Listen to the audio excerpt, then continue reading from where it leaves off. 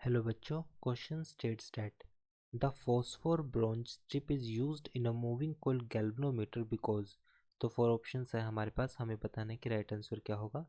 First हम बात करते हैं क्वेश्चन की कंसेप्ट की कंसेप्ट फॉर दिस क्वेश्चन। तो जैसा कि हम जानते हैं कि जो हमारे पास कि जो फॉस्फोर ब्रोंज के लिए सपोज ये हमारे पास एक सबसे पहले एक सिंपल सा स्ट्रक्चर ड्रॉ करते हैं मूविंग कोइल गैल्वेनोमीटर का। इसमें हमारे पास एक रेक्टेंगुलर कोइल होती है जिसमें हमारे पास बहुत सारी टर्न्स होती है, जो कि सिंपल एक insulated fine copper wire that is bounded on the metallic frame. और इसके अंदर हमारे पास क्या होती है, एक आयरन कोर। यहाँ से हमारे पास फॉस्फोर ब्रोंज स्ट्रिप होगी, यहाँ पर एक मिरर होगा एंड देन इस तरह से यहाँ पे वायर होगी। और ये हमारे पास है moving coil that is MC moving coil. और यहाँ पर दो strong magnet north and south, ज़्यादा परमानेंट मैग्नेट। एंड यहाँ पर एक हमारे पास अटैच होता है lower suspension spring. So moving coil galvanometer का सिंपल सा स्ट्रक्चर, इसमें एक रेक्टेंगुलर कोइल होगी जिसपे बहुत सारे टर्न्स होंगे, जो कि simply thinly insulated fine copper wire से बनी होगी मेटालिक फ्रेम की। तो अब हमारे पास ये जो कोइल है वो फ्री टू रोटेट है अबाउट ए फिक्स एक्सिस। जो फॉस्फोर ब्रोंज स्ट्रिप है हमारे पास वो connected to a movable torsion head. तो हमारे पास ये अटैच होती है मूवेबल टोरोजन हेड से। So this is our phosphor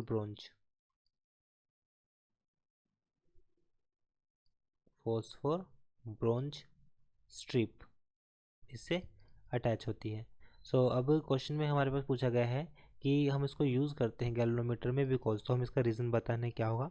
तो अब हम इसका नेक्स्ट स्लाइड पे इसका रीज़न देखते हैं। Advantages.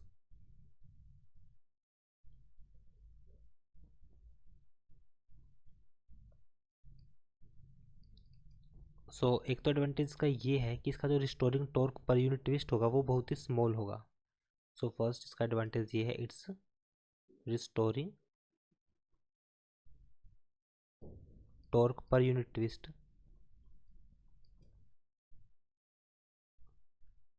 Restoring torque per unit twist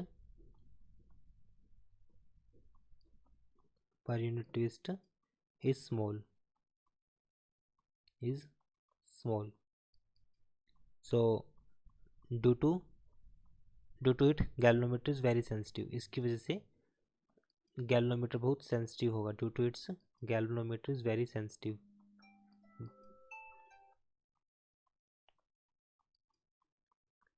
galvanometer is very sensitive. जो गैल्वेनोमीटर होगा वो बहुत ही सेंसिटिव होगा। फर्स्ट पॉइंट तो ये है।